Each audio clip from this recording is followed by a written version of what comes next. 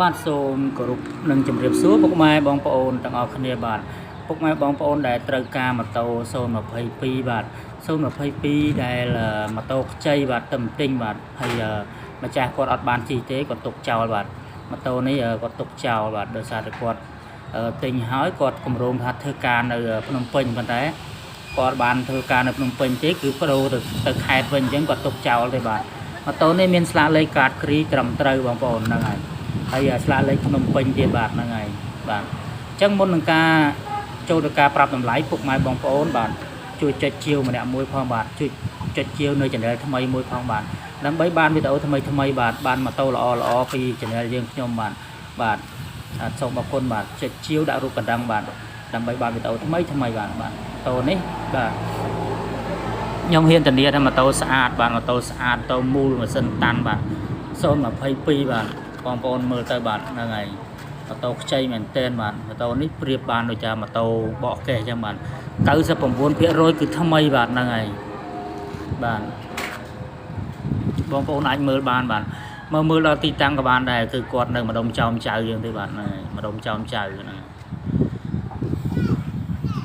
ម្ដុំចោមចៅទៅខាងពលានវិញពលានយន្តហោះវិញបាទរីឯមើលម៉ាស៊ីនវិញបាទហ្នឹងហើយម៉ាស៊ីនគឺខ្ចីញញបាទម៉ាស៊ីនខ្ចីញញបាទអត់ទាន់ទាំងប្រឡាក់ដីផងបាទម៉ាស៊ីនគាត់ទិញមកគាត់ទុកចោលក្នុងផ្ទះផងបាទណាអញ្ចឹងពុកម៉ែអាចមើលបានបាទបើសិនជាមានចំណាប់អារម្មណ៍ពុកម៉ែបងប្អូនបាទតាក់ទងតាមខមមិនបានបាទខ្សៅខ្យងអីអត់ទាន់កចាប់ប្រាំងអត់ទាន់ធ្លាក់ទេបាទខ្សៅអីនៅសណ្ដុំស៊ីនរបស់វាទាំងអស់ហ្នឹងហើយ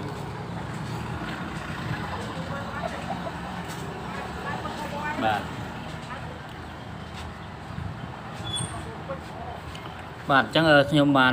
ប្រាប់តម្លៃបងប្អូនបាទប្រាប់តម្លៃបាទគឺគាត់លក់តម្លៃ$1,800បាទ$1,800អត់ចុះទេបាទហ្នឹងហើយផ្លាកលេខភ្នំពេញទីតាំងនៅភ្នំពេញបាទ$1,800អត់ចុះទេបាទដោយសារគាត់ទិញមកគាត់អត់ទាន់បានជិះមិនទាន់បាននឹងជិះក្តៅគូតផងបាទអញ្ចឹងគាត់ត្រូវការលក់វិញបាទដើម្បីយកលុយឡើងទៅខេត្តវិញហ្នឹងហើយ$1,800បាទហ្នឹងហើយ022ចុងឆ្នាំបាទ$1,800បាទ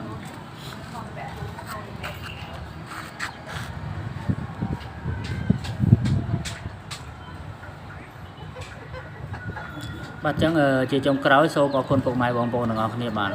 ទសូមអរគុណសូមជម្រាបលាបាទ